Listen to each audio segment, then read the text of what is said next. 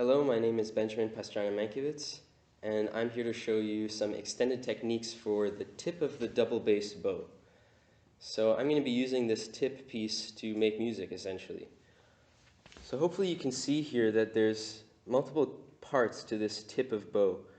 There's the hair here. There's the part where the hair extends past into this piece, which is called the head plate, and there's the head plate. So there's kind of like this hybrid zone where there's hair and head plate together. And I'm going to be using these three parts of the bow today on the bass to see what it sounds like. The first technique I'd like to show you is a simple bounce of the bow on the strings. So it looks something like this.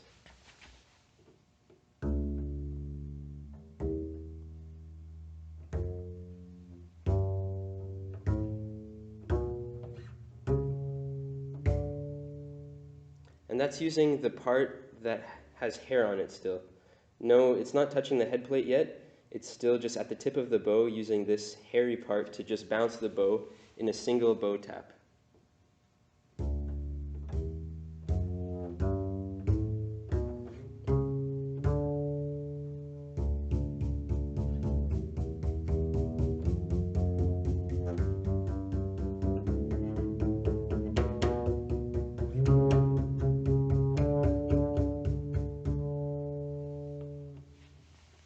Now, if we move slightly closer to the head plate and use that hybrid zone that I was talking about, it creates an even more kind of hard sound, very more direct, a lot less soft. So let's hear that.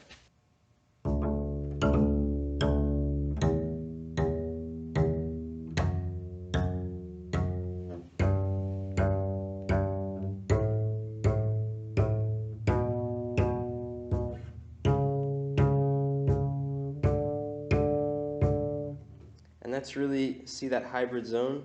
That's really what that uses. Right there.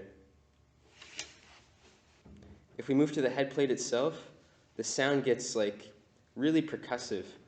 Kind of like, I like to think of it as like an eggshell cracking, but without the multiple layers of crack. But just that initial, that's how I like to see this. So using the head plate itself, here's what it sounds like.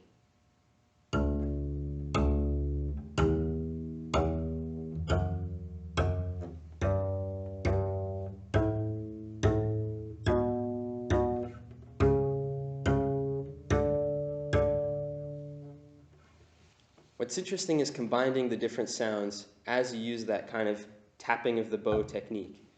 You can start off soft with just the hairy part, move a bit louder, get a bit more percussive, go back to soft. And you can really play around with those different kind of dynamics and textures that you get from these three parts. The next thing I'd like to do is show you what it looks like to just bounce the bow multiple times in one stroke. I call this a jeté, which is what it sounds like. It's when you toss the bow against the string, much like the way that a drummer would.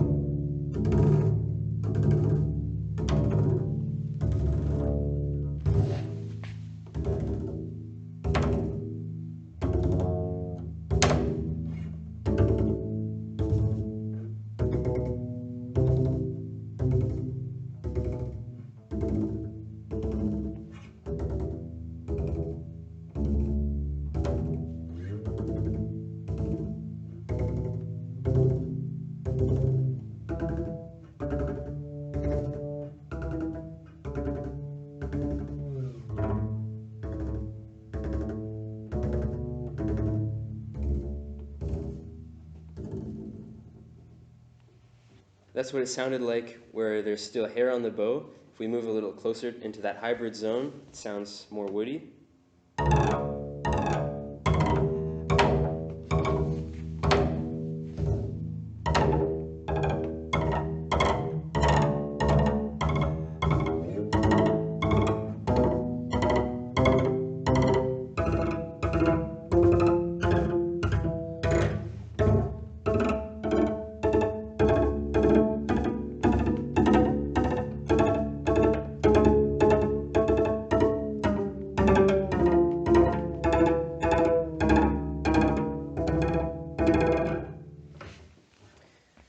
And we can use the head plate itself, and that really has a unique sound.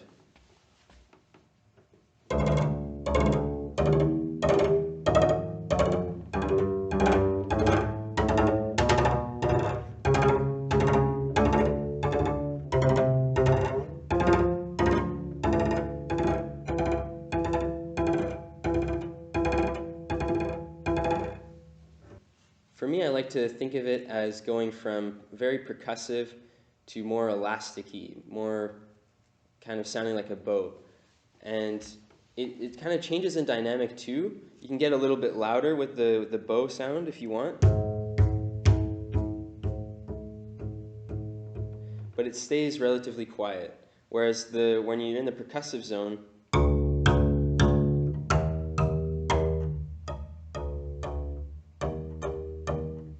doesn't get much more quiet than that.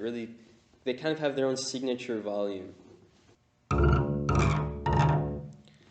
For some reason, when it's in that hybrid zone with the jeté, it sounds a little bit to me like an animal, kind of like a gecko or something, screaming out. If you listen closely,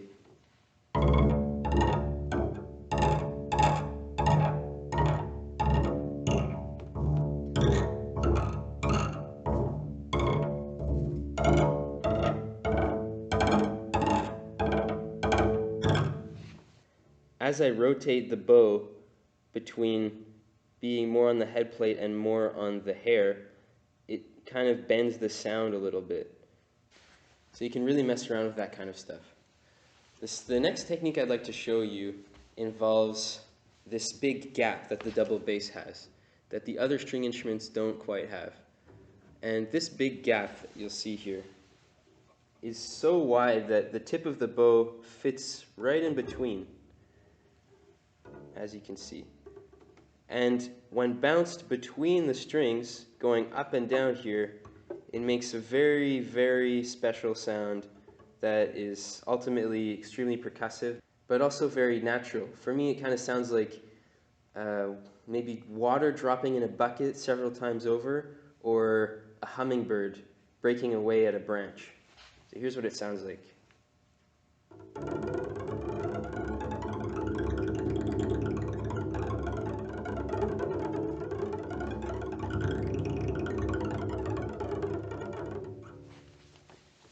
Between the two thicker strings.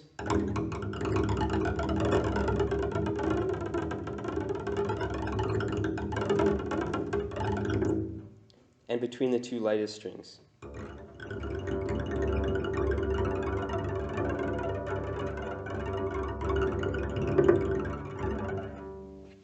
If you want to go a step further, you can even place the bow beneath the bridge and do it between the strings that are beneath the bridge.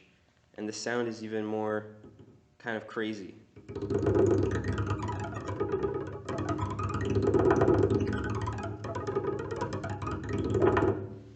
The tip of the bow can also be used on different parts of the instrument, notably the bridge, and it's quite a loud percussive sound.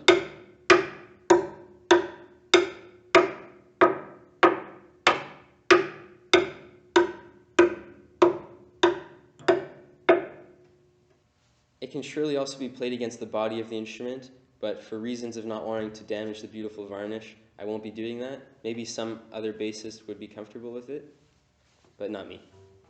You can tap the tip of the bow against the pegs here. Usually they're made of metal, and since the bow has, usually that head plate is made of plastic, it should be okay for most bassists.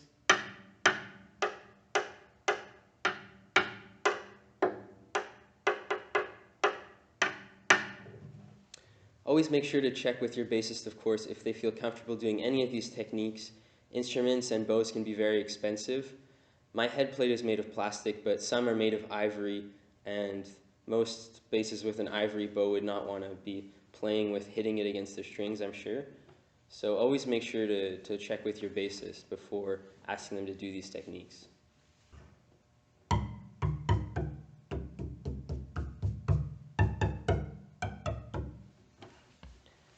When I cover up the strings with my left hand and use the various parts of the tip of the bow as a bounce on the strings, it creates even more percussive, unusual sounds that you may want.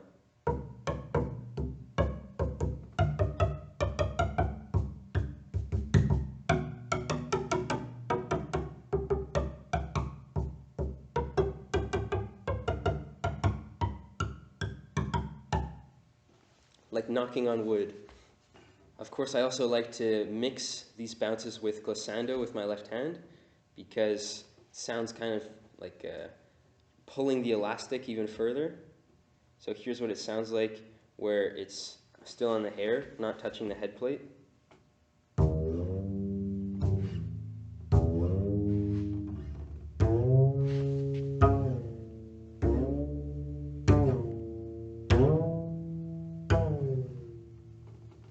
If we move closer to the head plate, it sounds like this.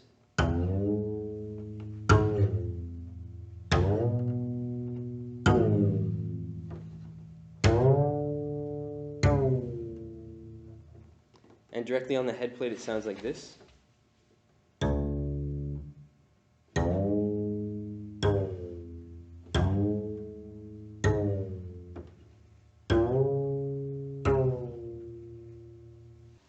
Please feel free to explore these techniques to your heart's content. I'm going to leave here some suggestions of how to notate it in sheet music. This is what I would use, but these are not standard. This is not something that every bassist would know and recognize right away. So it's always a good idea to have a page that explains these techniques in detail before the sheet music. Maybe like in the table of contents, if you have a descriptor of how you want the bassist to use these techniques specifically, it's always a good idea. But here's my suggestion of how to write it. Thank you so much for watching. Please go visit the rest of Actor's amazing website to find all these other instrumentalists showing off extended techniques on their beautiful instruments. And if you have any questions, please message me on Instagram, email me, call me if you want. Maybe not call me, but definitely email me. I'll leave my information in the links below. And always remember that these techniques are extremely fun for bassists to play and to try out. So please compose with them and show your friends. Thank you so much.